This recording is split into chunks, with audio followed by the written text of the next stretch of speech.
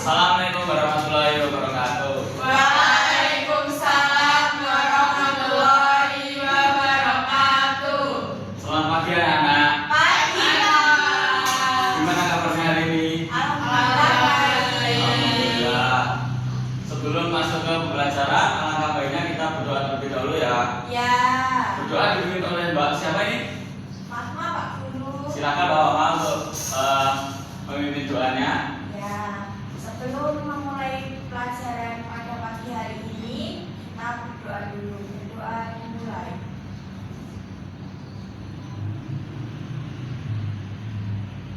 Berdoa selesai.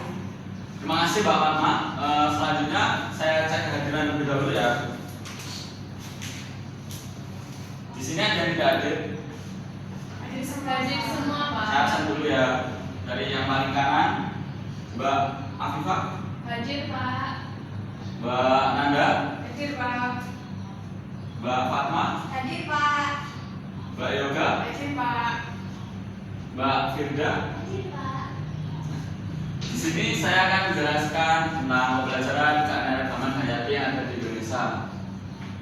Sebelum ke situ, kita nyanyikan terlebih dahulu lagu nasional. Dimohon untuk anak-anak untuk berdiri. Silakan untuk menyanyikan lagu nasional yang berjudul Dari Sabang Sampai Merauke. Langsung saja ya.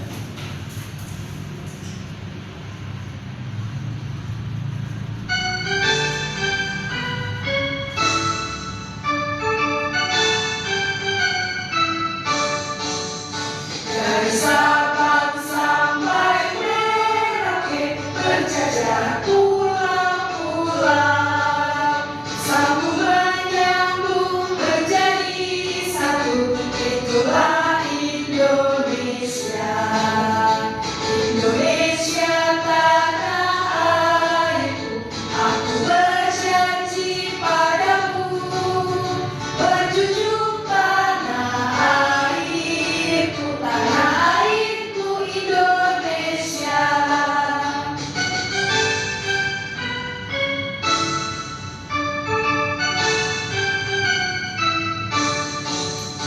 Dari Sabang sampai Merauke berjajar pulau-pulau, sambung menyambung menjadi satu, itulah Indonesia.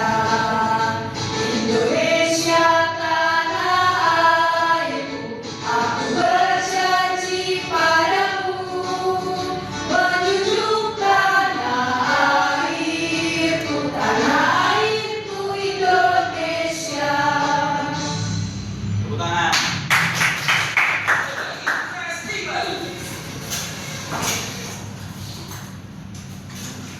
Nah, sekarang di sini saya akan menjelaskan keanekaragaman hayati. Jangan pernah malu untuk belajar, karena dari belajar kita dapat mengetahui berharganya alam kita.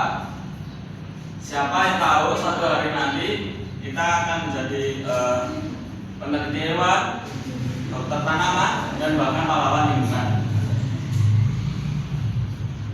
Saya di sini akan memberikan sedikit pertanyaan pada anak-anak. Kalau tahu tunjuk tangan ya.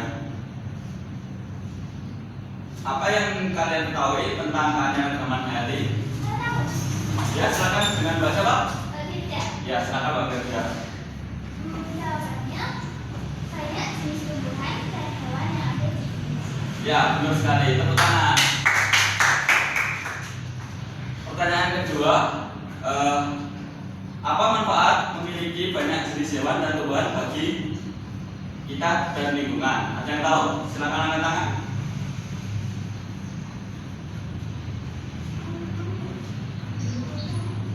Saya tahu, Pak. Silakan Mbak Afifah. Membantu menjaga keseimbangan alam, Pak. Ya, benar sekali. Tepuk tangan. Pertanyaan selanjutnya, yang terakhir, sebutkan satu hewan atau tumbuhan khas daerah. Apa manfaat atau keuntungan dari hewan tersebut? Ada yang tahu? Harimau Sumatera, Pak. Dengan Mbak siapa? Fatma. Bapak Ma, gimana Bapak Ma? Apa jawabannya? Harimau Sumatera. Harimau Sumatera. Ya benar. Tepuk tangan dulu. Nah, tujuan mempelajari keanekaragaman hayati ini untuk mengetahui persebarannya dengan ada di Indonesia serta manfaatnya. Nah, sekarang langsung masuk ke video pembelajaran ya.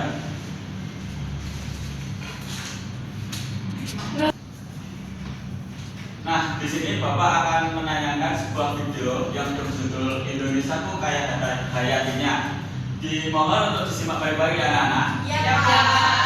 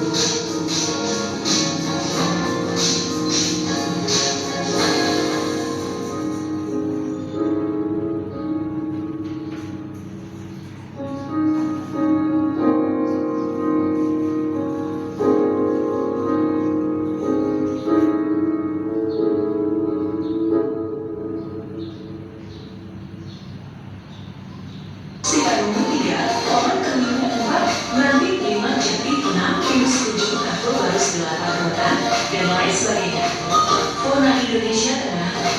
Zona Indonesia bagian tengah biasa disebut dengan daerah peralihan antara benua Asia dan benua Australia atau kawasan Malaysia. Zona di Indonesia Tengah. Kawasan ini terdiri atas Pulau Maluku, Sulawesi, Halmahera, Pulau Kecil Nusa Tenggara, dan Kepulauan Flores. Untuk fauna Indonesia bagian tengah memiliki keragaman yang unik dan mudah ditemukan dimanapun.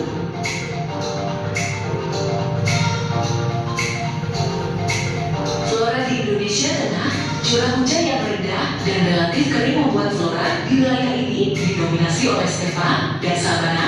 Tumbuhan di wilayah-wilayah tersebut dipengaruhi oleh flora di benua Asia dan Australia sehingga digolongkan sebagai flora daerah peralihan. Flora di Indonesia Tengah, flora daerah peralihan Wallace merupakan pembagian flora Indonesia bagian tengah meliputi wilayah Sulawesi, Maluku, dan Nusa Tenggara. Contohnya, anggrek, pala, cengkeh, kayu manis, kenari, kayu eboni, dan lontar. Fauna di Indonesia Timur, hewan wilayah timur punya ciri-ciri seperti hewan di benua Australia sehingga disebut dengan hewan australis. Fauna di Indonesia Timur, hewan australis biasanya berupa hewan mamalia berukuran kecil, hewan marsupialis, hewan berkantong, dan burung berbulu indah seperti kuskus dan cendrawasih.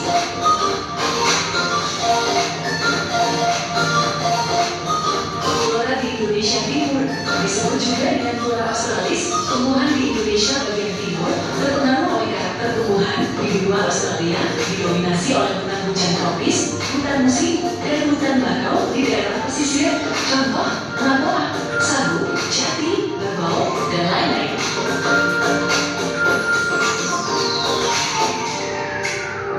Pemanfaatan sumber daya alam dalam kehidupan satu.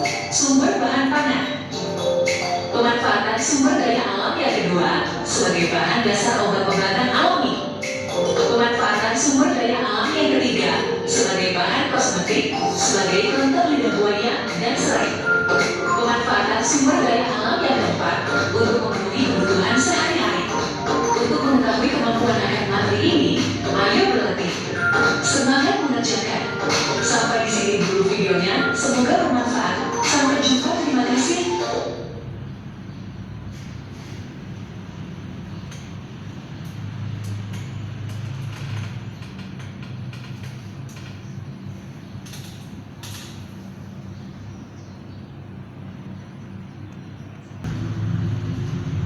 Nah, dari penayangan video tersebut, Pak Guru ingin bertanya, apa yang dimaksud dengan keanekaragaman hayati? Anak-anak ada yang tahu? Silakan angkat tangan. Saya Pak. Ya, Mbak Nada silakan. Keanekaragaman hayati adalah keberagaman makhluk hidup yang meliputi berbagai jenis tumbuhan, hewan, dan mikroorganisme. Ya, betul sekali. Itu tangan untuk Mbak Nada. Terus selanjutnya Pak Guru mau bertanya lagi. Keanekaragaman hayati flora dan fauna dibagi menjadi 3 wilayah.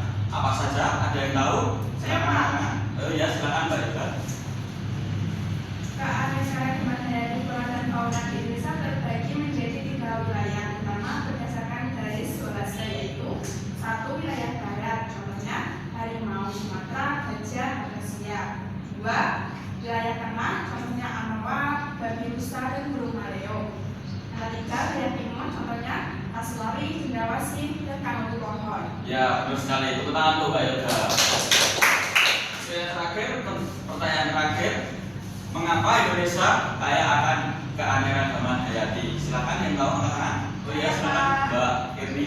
Karena Indonesia memiliki letak geografis yang strategis di daerah tropis dan dilalui garis khatulistiwa. Lalu iklim dan curah hujan yang tinggi yang mendukung pertumbuhan banyak jenis flora dan fauna.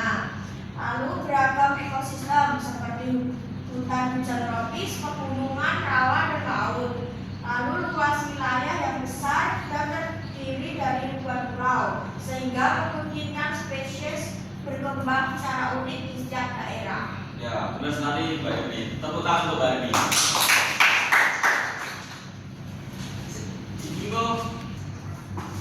Nah, di sini Bapak ingin membagikan LKPD atau soal yang dikerjakan secara kelompok, dibagi menjadi 2. Ini kelompok 1 dan ini kelompok 2.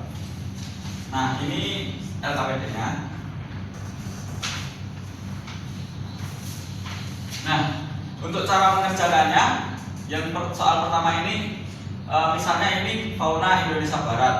Seperti yang di video tadi, ini ada harimau dan juga gajah.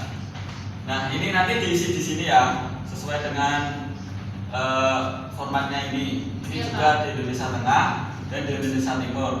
Kalau yang soal nomor 2 ini penyebaran flora, berarti ini yang flora. Yang flora itu tumbuhan dan yang fauna ini hewan.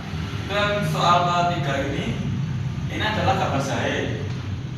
Dan ini gambar cacing dan yang ini gambar lidah buaya. Nanti kalian isi namanya dan juga manfaatnya sesuai dengan gambar tersebut.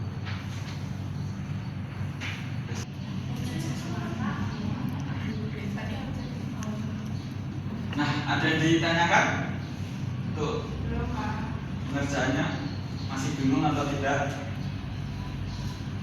Ini Mbak Nanda dan Mbak Afifah? Tidak ada.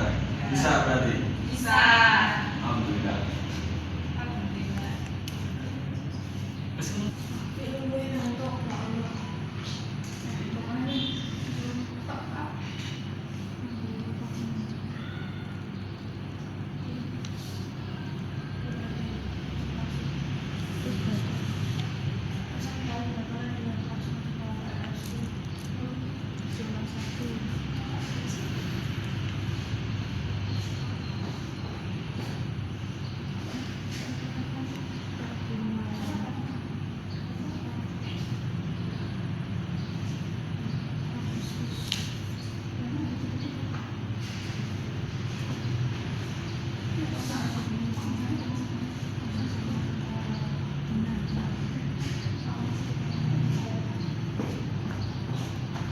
Gimana, ada kesulitan?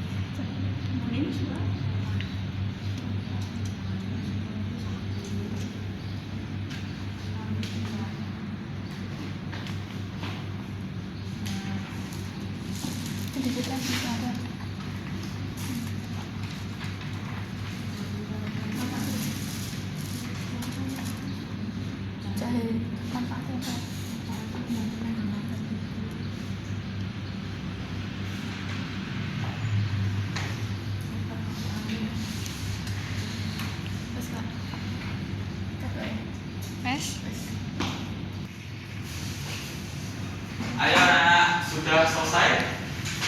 Sudah, Pak. Silakan maju ke depan ya, dari kelompoknya Mbak Yoga, Mbak Beda dan juga Mbak Irmi. Silakan perwakilan salah satu.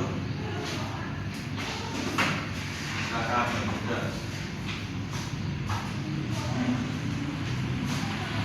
Jadi saya akan mempresentasikan hasil dari pekerjaan saya dan teman-teman saya. Yang pertama, sebutkan penyebaran fauna pada kolom di bawah ini. Fauna Indonesia Barat adalah harimau Sumatera, gajah Sumatera, gajah Kepulauan. Kemudian fauna Indonesia Tengah ada komodo, kelelawar, dan rusa. Fauna Indonesia Timur ada cendrawasih, buaya, burung kasuari. Makasih. Tepuk tangan untuk Mbak Beda. Untuk kelompoknya Mbak Nanda dan Mbak Afifah, silakan maju. Perwakilan salah satu. Saya akan mempresentasikan hasil dari kelompok saya. Sebutkan penyebab flora. Yang pertama, flora Indonesia Barat. bunga bangkai, cengkeh. Yang kedua, flora Indonesia Tengah, contohnya kuning rotan. Yang ketiga, flora Indonesia Timur, contohnya sagu dan cendana. Sudah, Pak? Ya, tepuk tangan untuk Anda. Untuk mengobrol pemahaman pembelajaran pada hari ini, kita mengerjakan tugas evaluasi secara mandiri ya anak-anak. Ya, Pak. Ini Bapak bagikan satu persatu.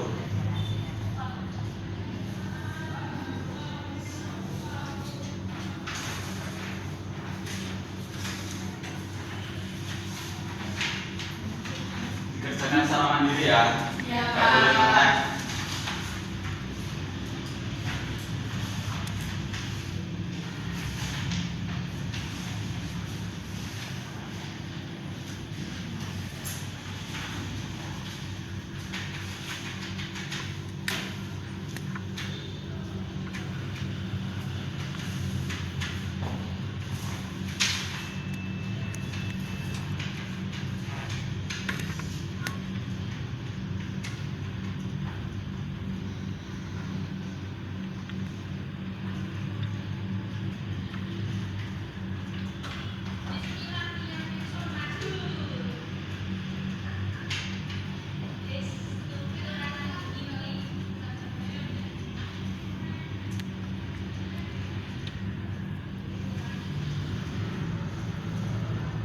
Sudah anak-anak? Sudah. Pak.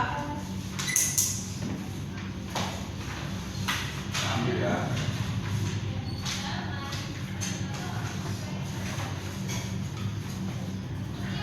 Kecil. Hewan yang luar biasa. Karena negara kita terdiri dari ribuan pulau, maka jenis hewan yang hidup di tiap wilayah berbeda-beda. Ini disebut persebaran fauna. Contohnya seperti harimau ada di Sumatera, anoa ada di Sulawesi, dan burung cendrawasih ada di Papua. Kita harus bangga dan menjaga hewan-hewan ini agar tidak punah. Sama seperti hewan, tumbuhan juga memiliki wilayah hidup yang berbeda-beda. Misalnya cengkeh banyak tumbuh di Maluku, sagu banyak ditemukan di Papua, dan rotan tumbuh di Kalimantan. Tumbuhan ini tidak hanya penting untuk makanan, tetapi juga untuk bahan bangunan, obat, dan kerajinan. Kita harus belajar mengenali dan melestarikan tanaman Indonesia. Seperti yang di LKPD tadi, ada jahe, cacing, dan eceng gondok, dan lidah buaya. Tersebut adalah contoh sumber daya alam hayati. Semua ini berasal dari alam dan bisa digunakan untuk kebutuhan kita. Tapi ingat, kita tidak boleh serakah mengambil dari alam. Harus digunakan dengan bijak supaya tetap ada untuk masa depan. Dari kegiatan hari ini tadi, kita belajar bahwa Indonesia sangat kaya dengan flora dan fauna. Kita harus tahu, peduli, dan menjaga kekayaan alam ini. Kalau alam kita rusak, maka hewan dan tumbuhan pun bisa hilang. Yuk jadi generasi yang cinta alam.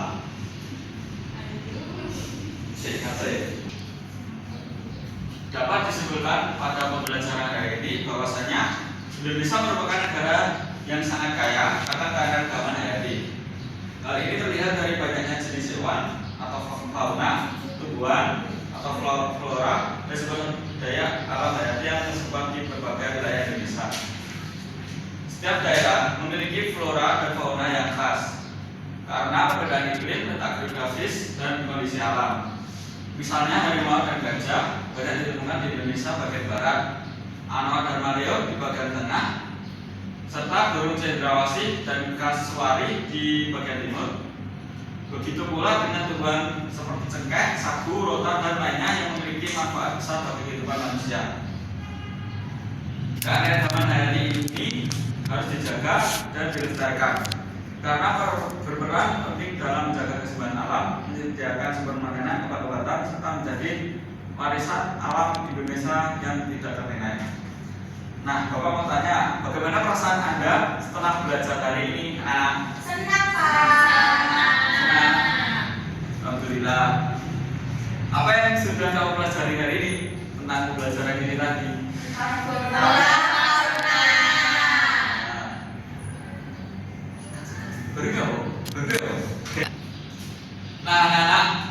kalian bisa belajar di rumah sendiri ya, agar saat pertemuan besok kalian lebih siap mengikuti pelajaran. Tetap semangat, jaga kesehatan, dan jangan lupa belajar. Alhamdulillah pelajaran ini telah selesai. Sebelum kita pulang, kita berdoa terlebih dahulu. Doa dipimpin oleh Mbak Irmi. Silakan Mbak Irmi. Sebelum pembelajaran dulu, kita akan berdoa dulu ya teman-teman. Berdoa dimulai. Doa selesai. Kalian bisa pulang di jalan hati-hati. Sekian, wassalamualaikum warahmatullahi wabarakatuh. Waalaikumsalam warahmatullahi wabarakatuh.